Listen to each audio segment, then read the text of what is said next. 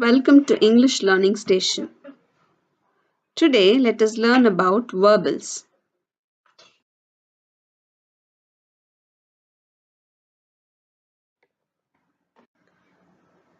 A verbal is a verb, but then it does not perform the role of a verb in the sentence. Instead, it takes the role of another part of speech such as noun, adjective, etc. There are three types of verbals. They are participles. It could be either the present participle or the past participle, gerund, and infinitive. Let us look at each of them in detail.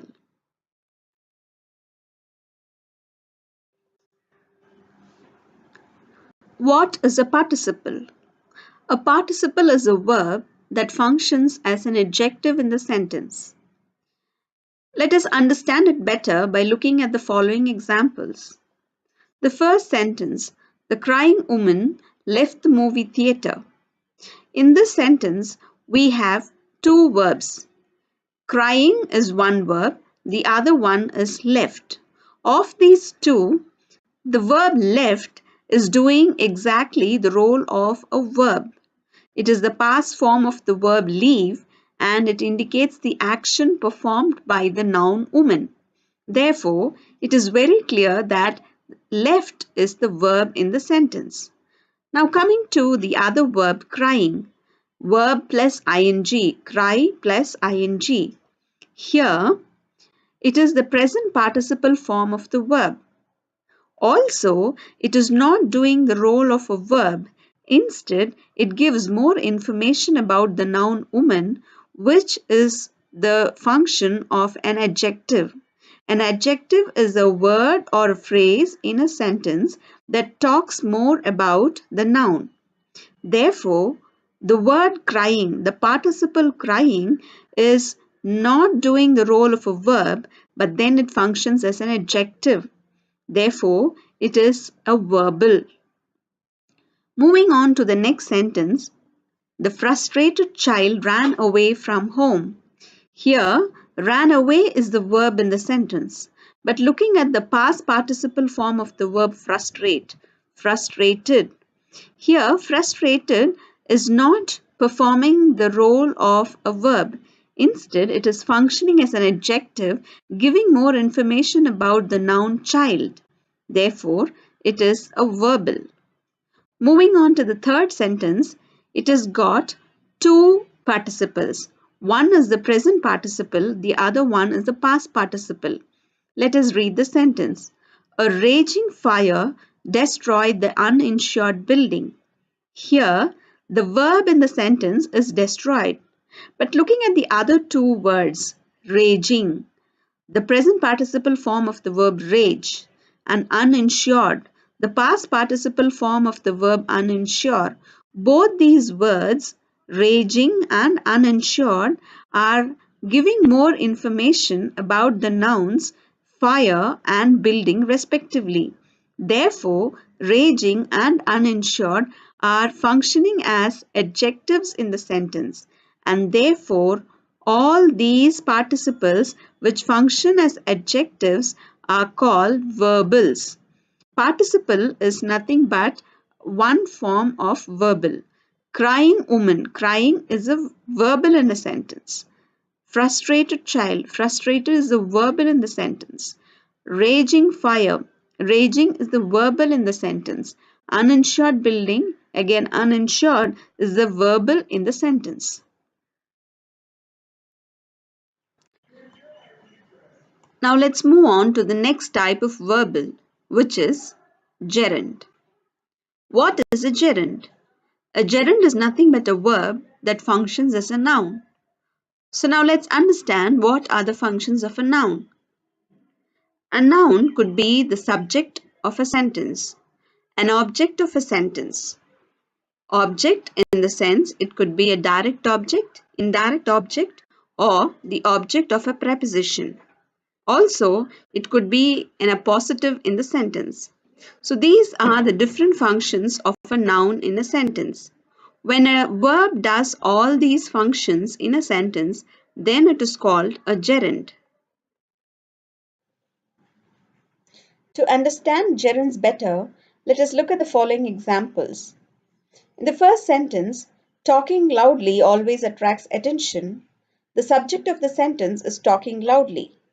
Usually, it is a noun that does the role of a subject in a sentence, but here it is a verb that does the role of the subject, and therefore, when the verb takes the role of a subject in a sentence, then it is called a gerund. In the next sentence, everyone in my house enjoys watching the World Series. Watching the World Series is the direct object of the sentence, which is again a role which is usually performed by the noun, but here it is a verb.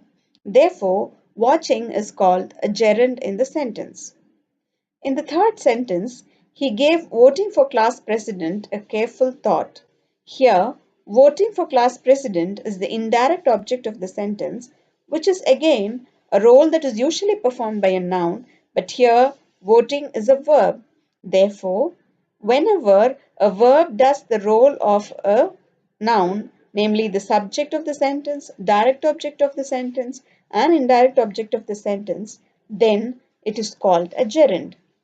There are also other places where verbs replace nouns in sentences and they do the role of a noun in a sentence.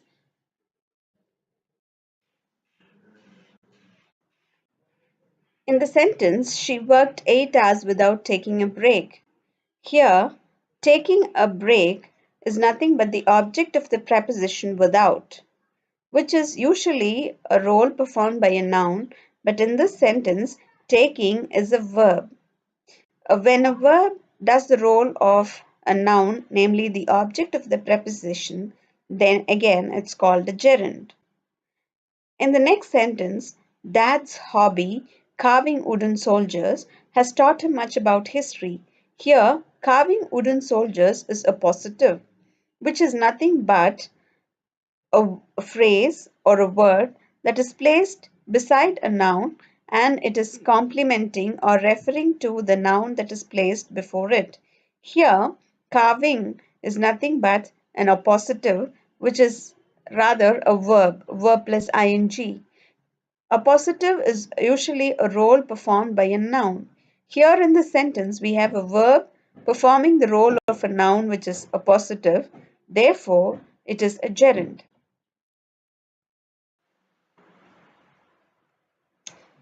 Moving on to the third type of verbal, namely infinitive, is nothing but a verb form that usually begins with to.